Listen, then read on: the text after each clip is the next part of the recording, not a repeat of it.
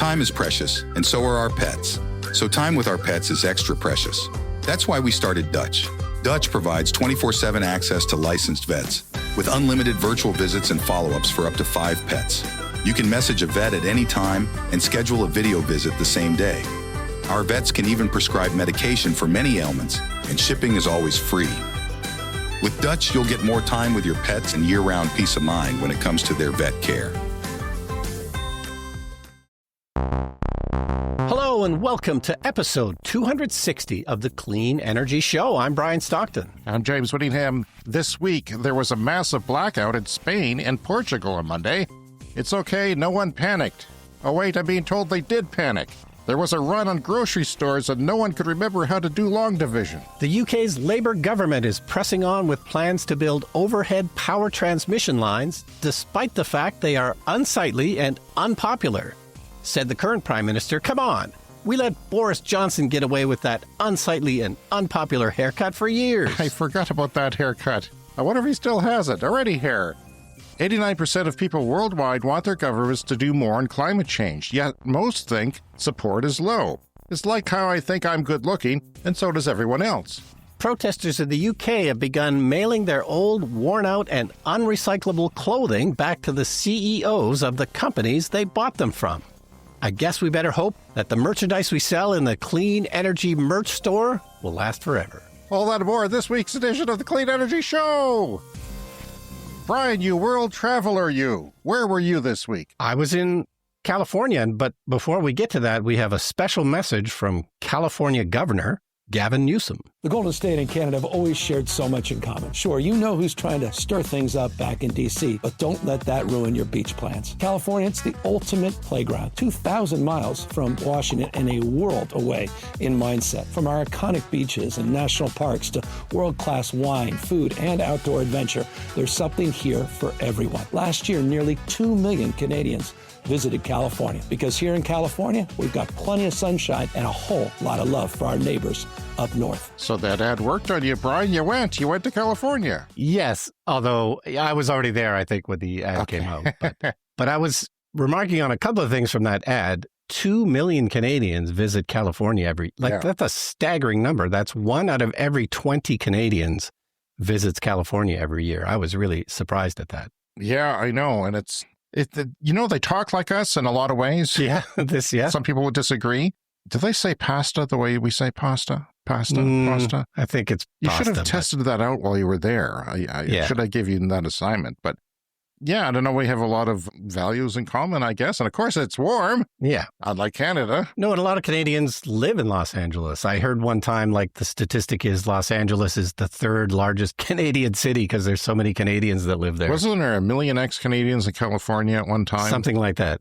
Yeah. Not just Martin Short, but a lot of them. Not just Martin Short, but so many great Canadians. But, turns out we're going to be doing 3 trips to the U.S. because we were in Fargo, California, and about a month we're going to Rochester, New York for the Nitrate Film Festival, which will be fun.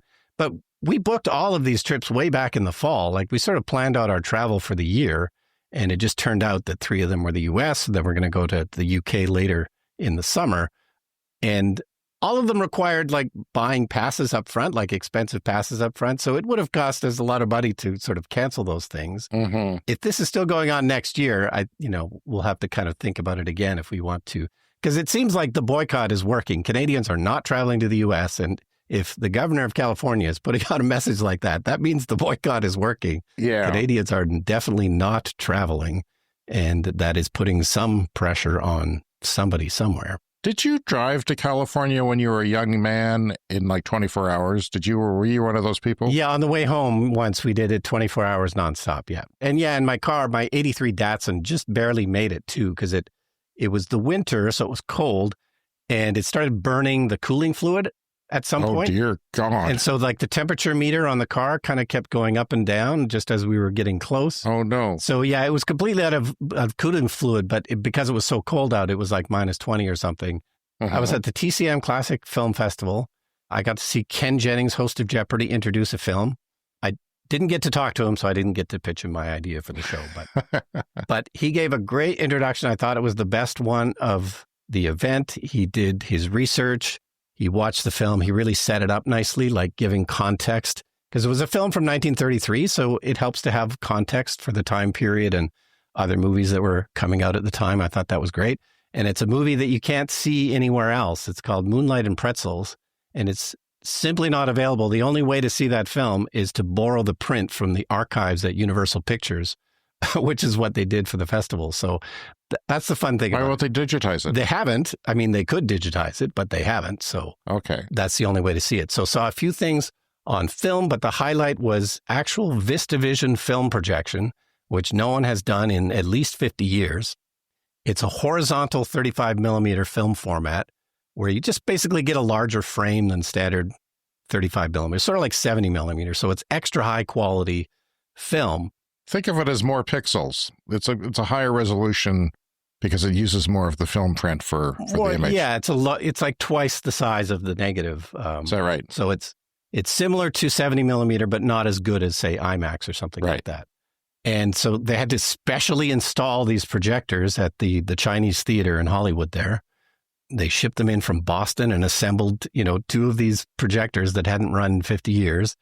Went off flawlessly. Like, I don't know how they did that. I was expecting there to be like the film would break or something, or flawless. And they had to synchronize the sound somehow. Yeah. They didn't quite explain how they did that, but they played it with Perspecta Audio, which was an early 3-track sound system. And so the film was mixed in 1955 for this 3-track sound system, which was this sort of unusual early stereotype system.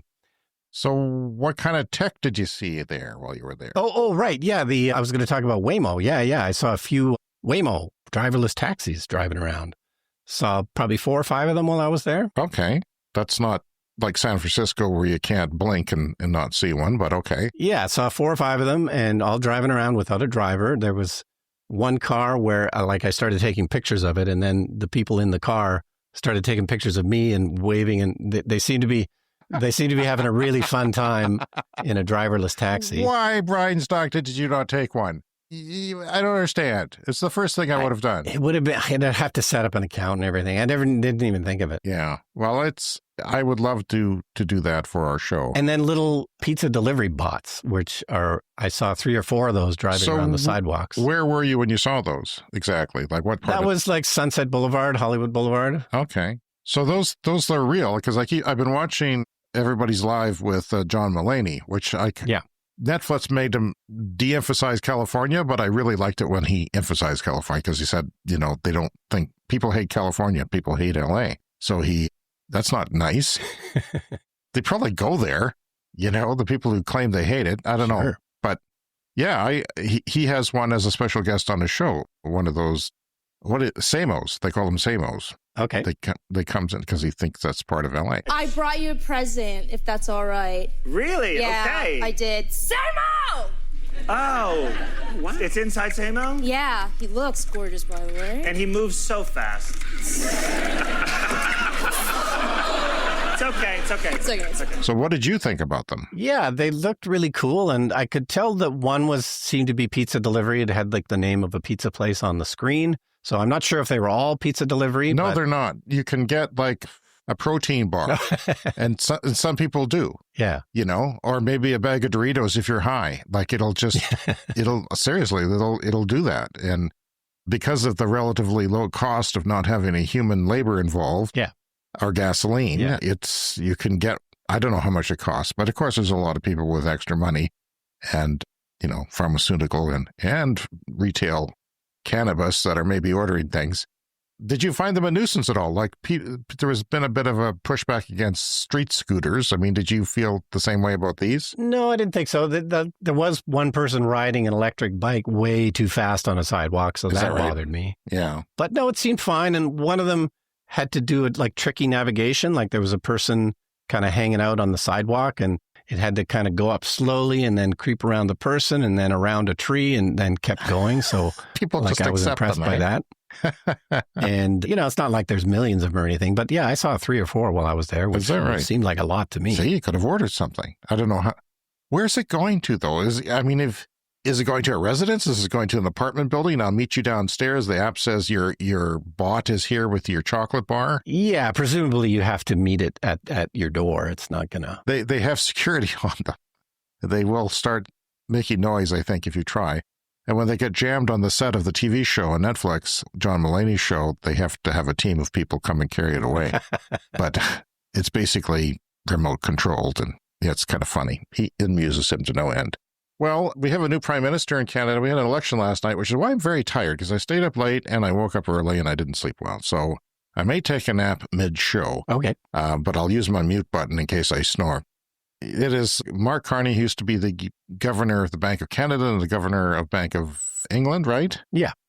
Yeah, he wrote a book once. He's kind of this conservative, fiscally conservative person somewhat. So he once wrote in his memoir to keep oil in the ground. But now there's such panic in Canada because of the U.S. sort of isolating us that even people like him are talking about pipelines again. I just hope if they make a pipeline that we're not paying for it, because it'll be completely on us. If I don't want to pay for any more pipelines.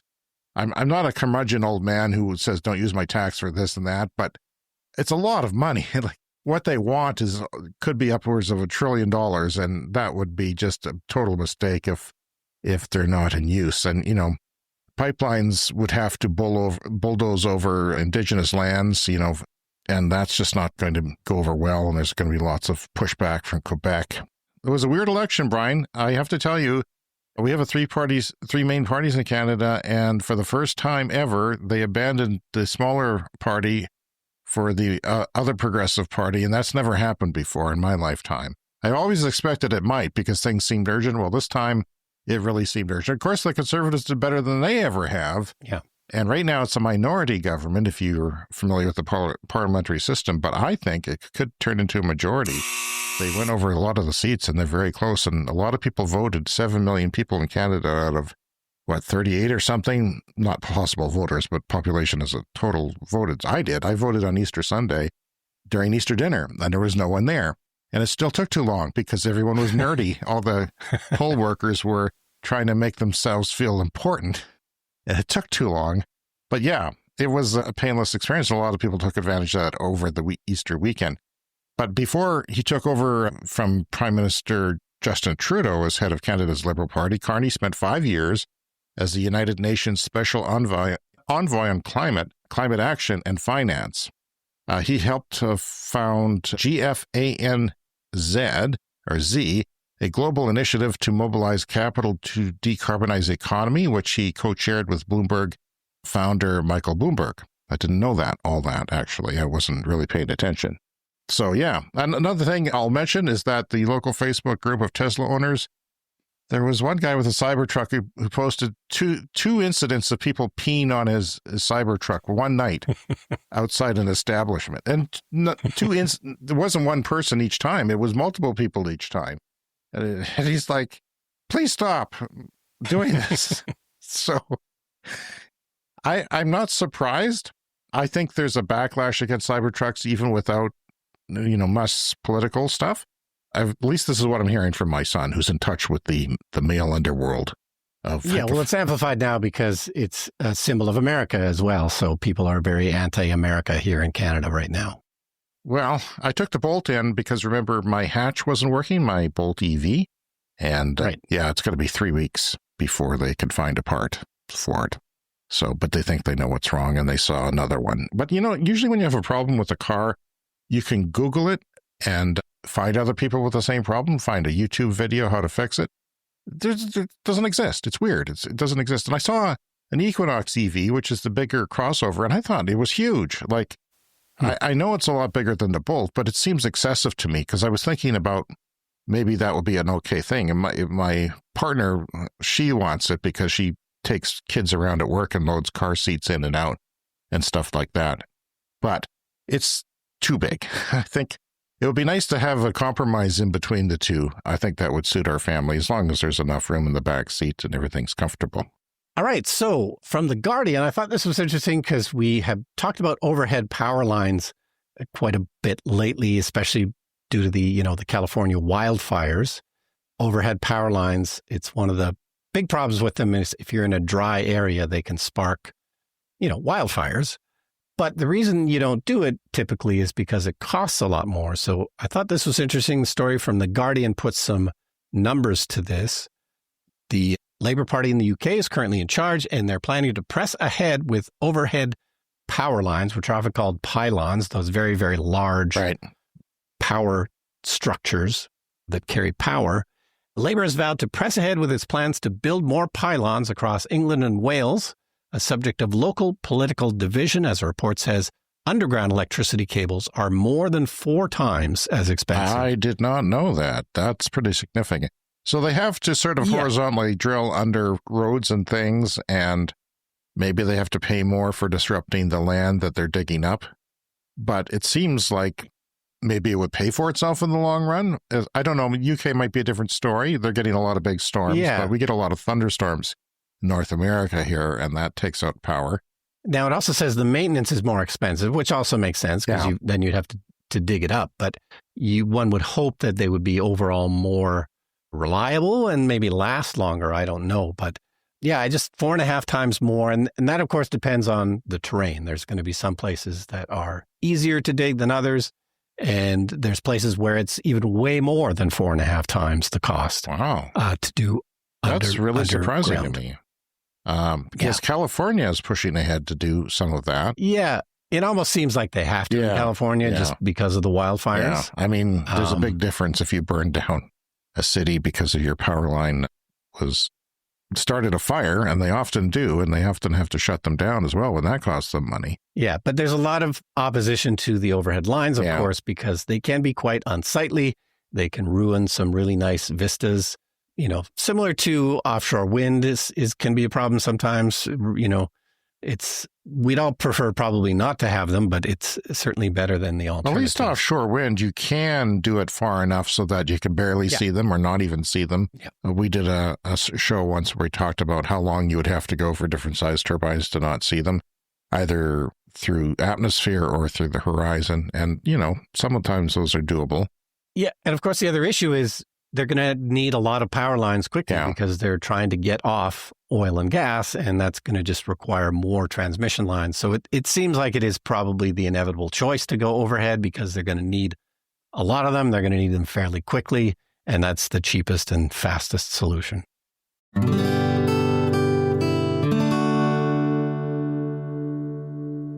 Huge traffic jams, people are being told not to drive unless it's absolutely necessary.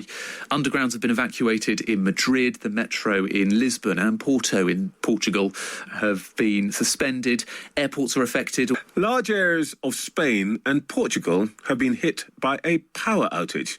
Cash machines are down, traffic lights are not working. We talked a lot about the importance of just a little bit of electricity in regions of Africa in recent shows, so I thought I would highlight, because this struck me quite a bit, that what it's like to not have power. The world, when your society depends on power, you don't think about how important it is to our society here in the developed world. So here's an example of how much we rely on electricity. A major power outage hit Spain and Portugal, parts of Portugal, on Monday, and it lasted for many hours and abruptly shut down daily activities. It halted trains. A lot of trains run on electricity in Europe. Subways, of course, run on electricity. Cut off traffic lights, which, of course, caused, massive chaos and congestion. Closed stores and canceled or delayed a lot of flights. Tough to do these things without electricity. Officials remained at a loss as to the cause at last report, so they haven't figured that out yet. The outage briefly affected the French power grid as well, so everything's connected, and they had to sort of get going again. But Brian, there was frantic stockpiling. I don't know why people panicked during a power outage and started thinking the world was ending or something. I mean, can you explain that? I don't know. No, I mean, they happen semi-regularly where we live, but you always just assume it's going to come back on in an hour or two. Well, let's say our whole province of Saskatchewan, the power got cut, and that's possible, right? We've had big ones before. Would you start panic buying? I don't think so. No, I don't think so. No. Well, they ran out of water, and there's all kinds of... Unless there was some other news report about, all the power stations had been bombed or something. I don't know why people did this, but it's kind of odd because there was that big power outage in the late 90s in Toronto and the Pacific, or not, the northeast United States, rather. Yeah. And covered a lot of people and lasted, at least a day for some people, and 2 days, 3 days. Yeah, I think a half day in Toronto. Well, it was nighttime too. I wish I was there for that. That would have been cool. Were you there for that?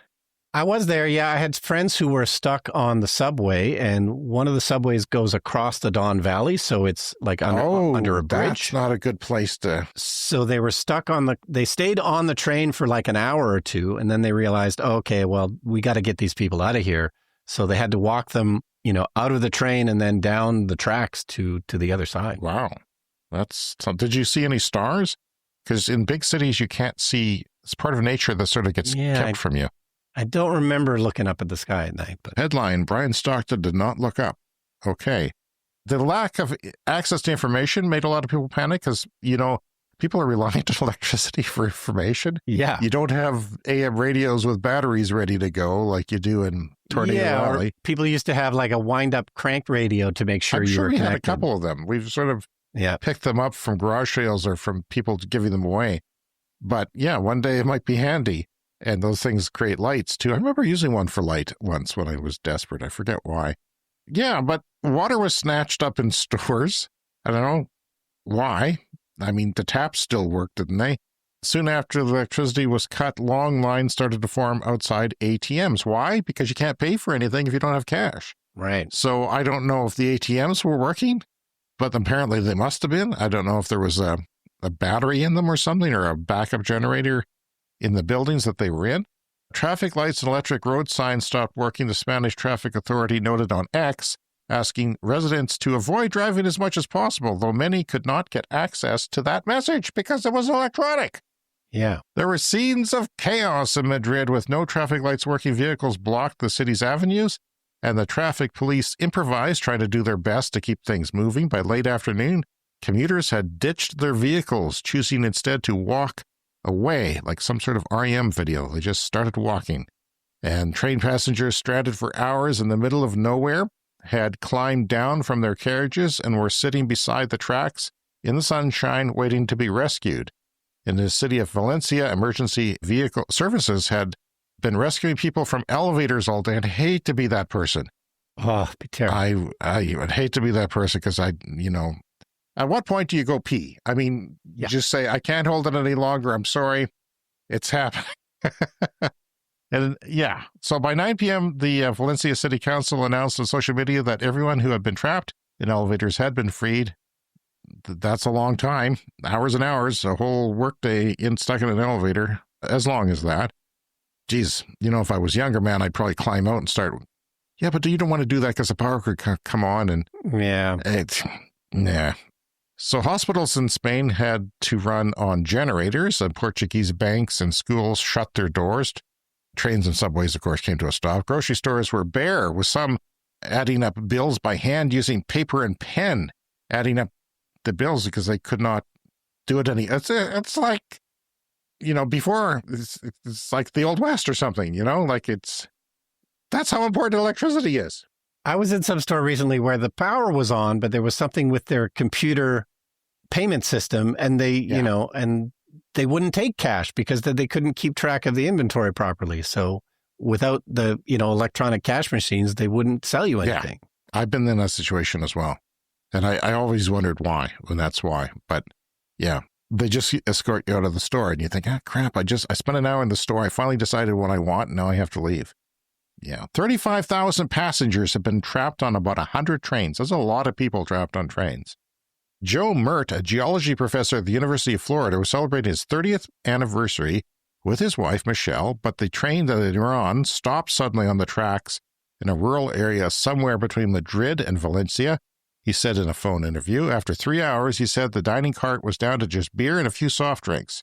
We are out of water, Mr. Mert, 67 said, as he watched some riders step down off the train and walk towards a tractor in a field where a farmer was delivering water, which is very nice of them.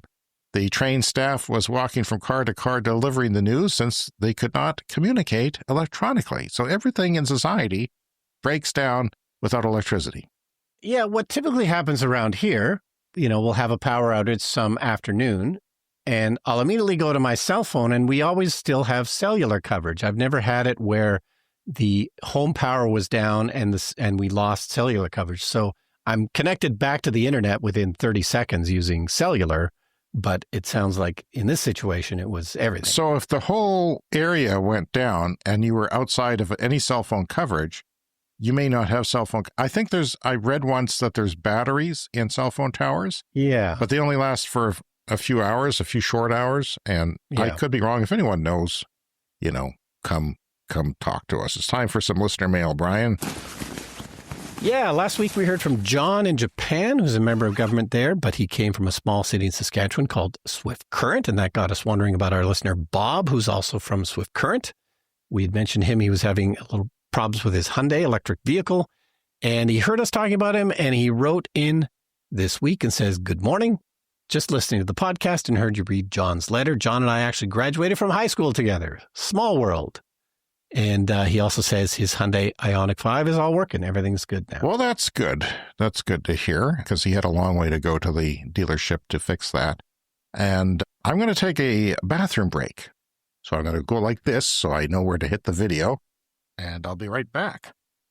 Feel free to talk amongst yourself or whatever you want to do. So James is I want new beds. Just making his way to the bathroom, opening the door, letting it fly. All that talk about being trapped in an elevator made him have to pee. I'm back. And I have another letter here from Eric. It says, "Good afternoon, James and Brian." How's he know it's afternoon? It's not. You guessed wrong, Eric. Hope all is well with you and yours. I hope you know I love your show and love you guys also, but I have a minor bone to pick with you about EV range. So he's buttering us up before the criticism. You see how that works? I want to express my opinion that the only consideration about what constitutes adequate EV range should not be the size of James's bladder, which we just found out is small because I had a pee break in the middle of the show. Yes. I'm trying to drink more water, Brian, and it affects me. And let me say, at the risk of providing too much information, that I have a small and getting smaller bladder. So I understand that. I bought a Model Y a couple of years ago. That's from Tesla, the crossover SUV. I'm retired, and so I finally have time to ski. For the past several years, I have skied about 28 to 30 days a season. That sounds like fun, a good life. I don't have a place to stay in Tahoe. I think he's from the Bay Area, Eric. So I just day trip each time I ski, something I would probably do to save money. Also, my wife complains to me about stopping so much to charge when we go on long trips, like to Southern California. I bet there are plenty of husbands out there who aren't going to buy an EV simply because they don't want to give their wives, you call them partners. Well, we call them partners because Brian and I aren't actually married by ceremony. We have life partners, but we haven't done that. Although my partner would probably like to be married and put a ring on her finger because all of the women at her work have rings on their fingers. So it's a problem for me. I might have to do something about that.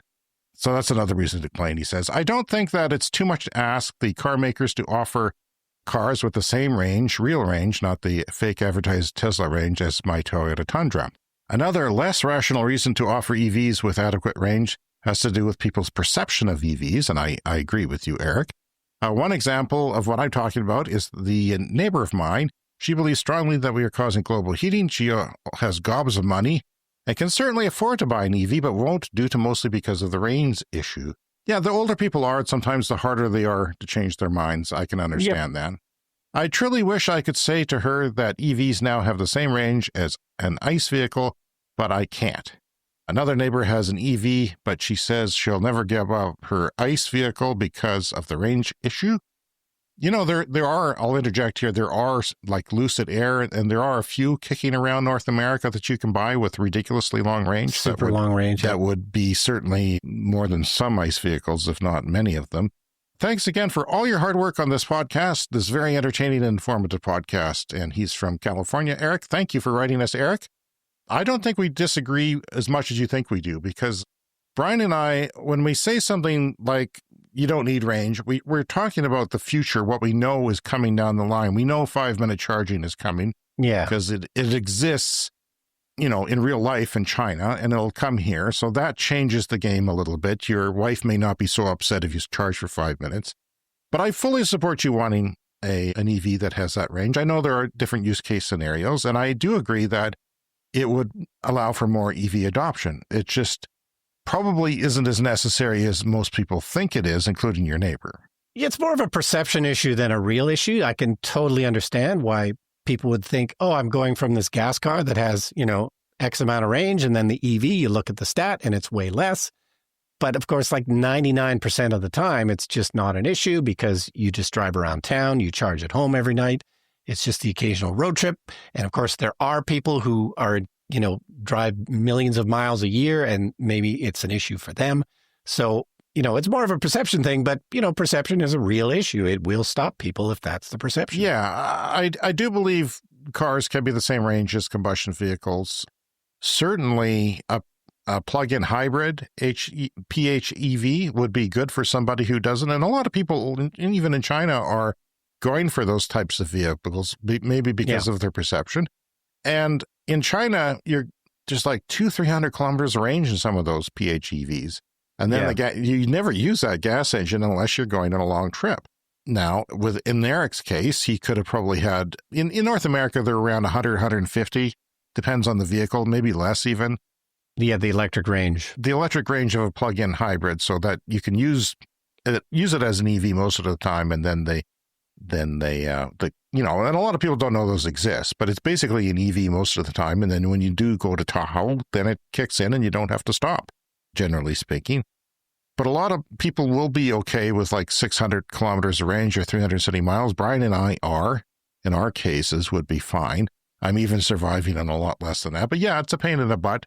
You got to force the family to, if I was going skiing 30 times a year, I wouldn't want to stop. But I, do one summer vacation and I don't mind taking it easy and stopping and charging even in our car. But there are, 1,000-kilometer range vehicles, 1,500-kilometer range vehicles. That's like 930 miles. They will make them for the people who want them. And I always tell people to buy the biggest battery they can. Now, I live in Canada, the coldest part of Canada, pretty much. Like, it gets down to minus 40 here, so that's hard on the batteries. Now, having said that, there's more batteries that are coming. CATL was just testing batteries at the Shanghai Auto Show. They had the battery at minus 40 degrees on display, showing that it still had its power. Wow. And they took more power to keep it at minus 40, I'm sure, than what was necessary, but they were demonstrating that works. So even in our use case scenario, which is rare compared to most of the world, we will still have a solution for that. So a lot of times when we talk on the show, we know what's coming. And, generally we talk in the terms of not going out and buying an EV today, but in terms of global adoption of electrified vehicles. We know that all these problems, any problem you can think of, Eric, is solved. Your problem solved, because China will have cars that are 1,000 or 1,500 kilometers, which seems incredibly excessive to us because you have to carry that around all the time. So you're going to pay more for your electricity. But if that's what does it for you, then fine. Plus, you also have to buy a big battery because batteries degrade. Over time, you might lose 10% in 5 years. You might lose even 15% in some batteries. That's getting better as well. So, but at least you don't have to worry about it. So I say if you buy the biggest battery, when I give people advice, I say buy the biggest battery you can, and you won't be sorry. And that's usually the case. But we live in a cold climate. Yeah, and some of the solid-state batteries that are coming out look like they're going to be a lot lighter. So carrying around the weight of a 1,000-kilometer range car, if the battery is, say, 40% lighter, is not going to be as much of an issue. But yeah, it reminds me of, televisions. TVs are getting so big now, and they're getting so cheap. And so if anybody ever asks me, what size television should I get? I always say, get the biggest one you can afford. Like it's the same thing with cars. Get the biggest battery you can afford. Get the biggest TV you can afford. There's no such thing as a TV that's too big as far as I'm concerned. Yeah, and they are becoming as big as walls. I went to Walmart for the first time in a long time the other day. Yeah. And I was kind of curious because my wife was looking for something in the electronics department. And sure enough, there were 65-inch TVs there. And I was kind of curious what the biggest one that they carried was, but that happened to be it. I'm sure it's larger in the States. Yeah, no, there's now TVs 100 inches and more. But the problem is then you can't get them in your house. Like there's no way I could get a 100-inch TV into my home theater in the basement. And it's a problem for reviewers because I sometimes read, tech reviewers, and they're like, yeah, I wanted to review this 100-inch television, but I do all the reviews in my house, and there was no way I could get it in my house. The Chevrolet Silverado EV, which Eric could go buy if he wanted to, has about a 500-mile range or 792 kilometers. Oh, that's pretty good. Yeah, I noticed that because, pickup truck is, once you have a load or you're towing, it goes down greatly. So that's the reason why they've increased that so much. And people, I watched one local person here who was very happy with his Silverado. He'd had a Tesla before, but and living in this cold climate, he occasionally ran into problems with range. And yeah, he said the Silverado it's perfect. It solves everything. Now, maybe you don't need that much range if you're not towing in a warmer climate. Maybe you do, or maybe you want it. But it's there. I mean, it is there. It's not ubiquitous, but we're starting to see cases of longer range batteries. So I just looked that one up while you were talking. But, generally, if you stop for after 4 hours of driving for a 10-minute charge, and I can see a car that can make it to Tahoe just with that and a lot of, backup range. And then you charge at Tahoe because I assume you're spending the day there. I don't know how long you're spending there. But, ski resorts are starting to have chargers, level 2 chargers. I was thinking if you're there for like 3 hours, you could have like a 25 kilowatt hour DC fast charger. Because I know there was a few of those out in British Columbia with the local power company. And I thought it's kind of a weird area, 25 kilowatt hour charging. Maybe it's out of date technology, but I thought it's a good use case maybe for like a grocery store or, other places that you might spend a couple of hours, or certainly a ski resort. So, but then a high level 2, like level 2 can charge up to 20 kilowatts in some cases, depending on the car. And for a commercial level 2 charger, that would probably do you too for in 3 or 4 or 5 hours of being there. You would charge up and then you can go home, and maybe it'd be less expensive than DC fast charging as well because it's a slower charge rate. So that's something to think about. I know that there's a lot of stuff coming. We kind of speak in terms of the best that is available, and we know what's coming and the problems in the challenges and the perceptions. Now, not everybody's going to, the Silverado is pretty darn expensive because it has a bloody big battery and it's a big vehicle, but it might be good for what Eric does, or people like Eric if they can afford it. Yeah, we're still kind of in the early adopter phase here in North America, unfortunately, especially where we live. You really kind of have to be an early adopter to get over all of these perception issues, perceptions about possible range and so forth. All right, well, thanks for the emails, everyone. You can send us an email at cleanenergyshow@gmail.com. You can leave a voicemail at speakpipe.com/cleanenergyshow, and you can join the Patreon page where you can leave a comment on our posts and get in touch with us there.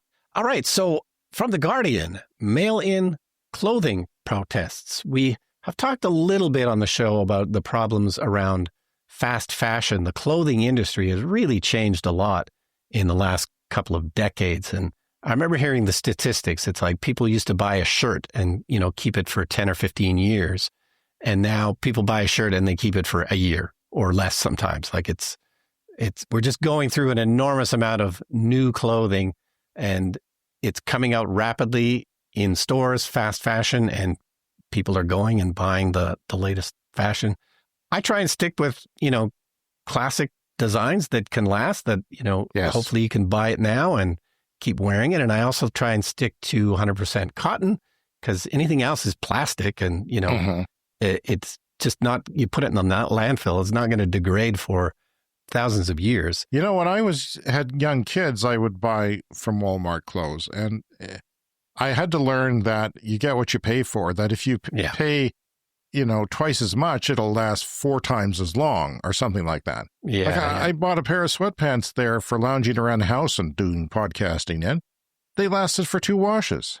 The Walmart sweatpants. Now, I once had a pair of Reebok branded sweatpants that were a bit more, 50% more. They're still good from Walmart. They happen to be from Walmart as well. But yeah, it was, you gotta do that because it's a waste.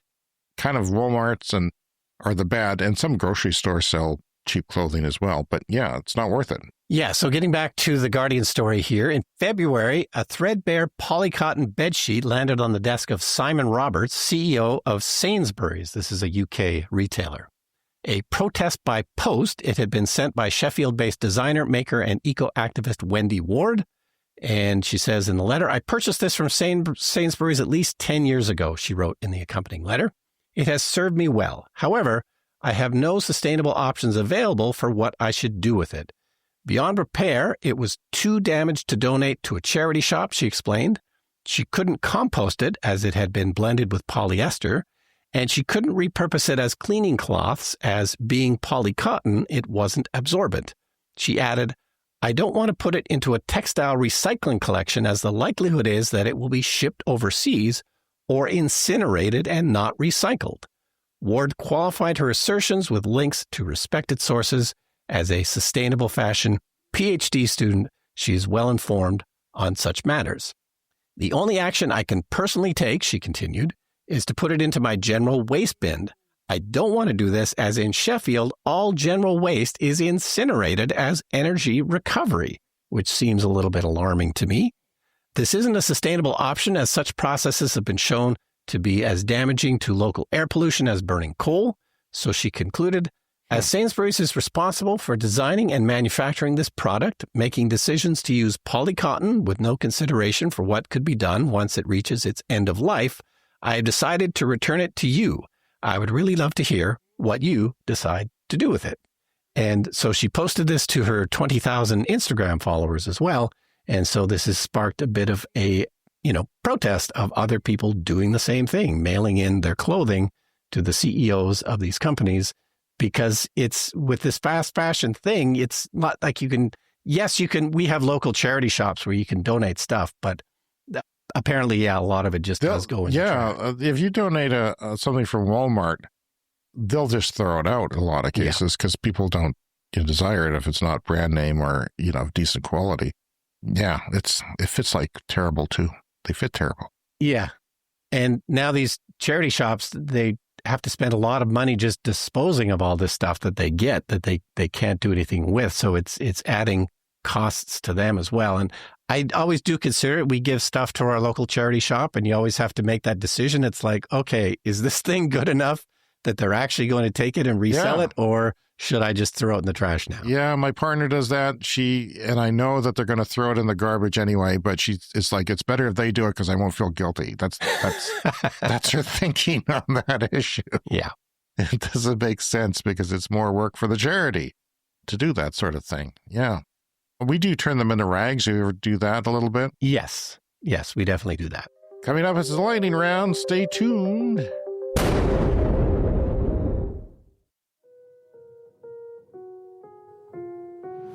It's time for the lightning round. The lightning round is a fast-paced look at the latest headlines in climate, clean energy, and transportation. From Bloomberg, scientists have developed a method to quantify the climate damages caused by individual oil and gas companies, which could be used as evidence in court. The method, described in a paper published in Nature, uses computer modeling to simulate two scenarios, one with and one without a company's greenhouse gas emissions, to estimate the impact on global temperature and local heat waves. The study's authors claim that their method can be used to estimate the impacts of any source of emissions on any instance of harm, and could be a key tool in climate lawsuits, which we love here on the show, Brian, you know that, which will have been multiplying around the world in recent years, and now this is going to give them more ammunition.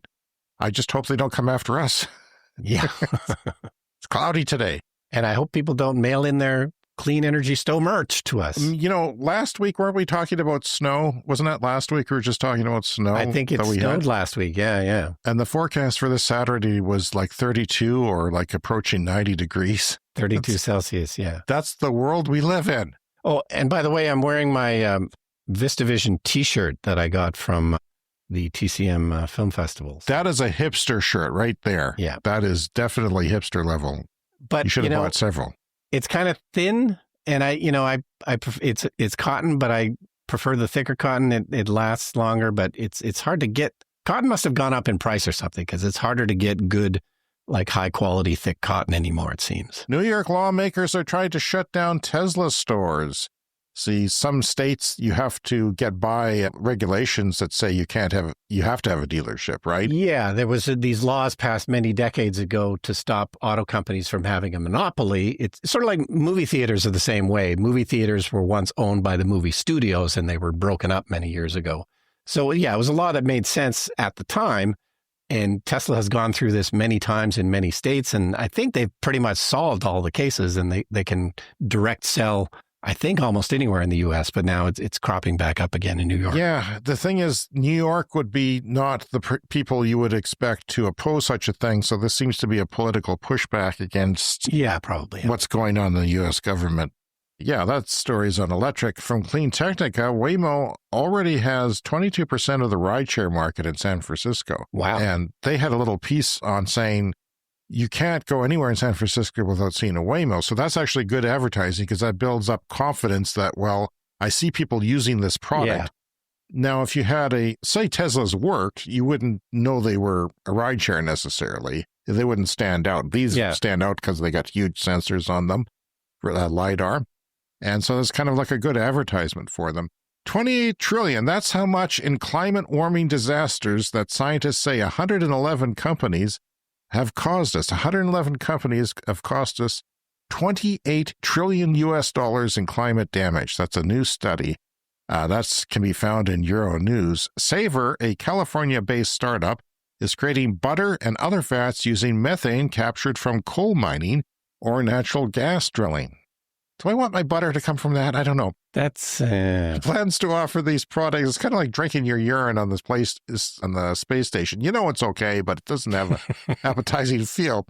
They plan to offer these products in American restaurants and bakeries in the coming months, so that's not too far off. Trump is destroying the main U.S. federal agency that finances new nuclear projects. Conservative pro-nuke groups are furious about it. A lot of his supporters support nuclear power, because it's not woke, like wind and solar. Sure. Meanwhile, like clockwork, China has approved 10 more nuclear reactors, all in one fell swoop. They kind of do that every year. This is the fourth year in a row Chinese regulators have kept their promise to build 8 to 10 units a year. Last year, it was 11, actually. A new 1.5 megawatt DC fast charger by Huawei, designed primarily for electric trucks, but not necessarily exclusively for them, has been unveiled, and it can charge a truck in 15 minutes. A big truck in 15 minutes. On the way to Tahoe, you just stop with your semi. Maybe Eric could buy a semi and take his house with him. I don't know. Seems like an option. Japan's emissions fall to a record low in the fiscal year 2023. That's good news. Spain hits its first weekday where renewables met 100% of their electricity demand. Okay, that was before the power outage. That was before the power outage. Yeah. Is there any connection? It wasn't the fault of it, though. We don't have no fault yet. You can see that story in PV Magazine. And finally this week, this is from The Guardian, the world wants action on climate change according to new global research. Global support, well, it's 89% of people worldwide want their governments to do more in climate action. That would have to include people of all political stripes then, Brian. Except for maybe the 10% that work in the oil and gas industry. Yeah. Yet many wrongly believe that the support for such climate action is low. The spiral of science and misperception leads to a silent majority suppressing public pressure and slowing climate progress. When participants learned about the true high support for climate action, their willingness to donate to climate causes actually increased. A survey of 130,000 people in 125 countries showed overwhelming support even in major polluters like China and petrostates like Saudi Arabia. People are more likely to act when they believe others are also acting. Correcting misperceptions could trigger a social tipping point, they feel. Politicians underestimate public support for climate action. That's too bad because we know that they're not doing enough, especially where we are and in North America as a whole, influencing weak policy responses. Multiple global studies confirm deep and genuine public desire for strong climate action, fossil fuel-driven disinformation campaigns, and human psychology contribute to the misunderstanding of public sentiment. Experts stress that sharing accurate information about widespread support can break the silence and accelerate climate efforts. And The Guardian itself is joining forces with dozens of newsrooms worldwide for a special initiative called the 89% Project. That's the 89% that approve of climate action. And the project is designed to amplify the fact that a large global majority supports climate action to help break the spiral of silence where people mistakenly think that they are in the majority. The 89% Project is part of a broader global journalism collaboration called Covering Climate Now. That's very interesting to me, and it's good to see. Yeah, that's a great place to end the show on some good news. Again, contact us, cleanenergyshow@gmail.com. We're on YouTube, TikTok, Instagram, and Blue Sky. And once again, please check out that Patreon page for all of our posts there, and that link is in the show notes. As always, thank you to our Clean Club executive members, Green Ambassador Brett Routley, and everyone who supports us on Patreon or PayPal, and you make the show possible. The links are there in your show notes. We'll see you again in 7 short days. See you next week.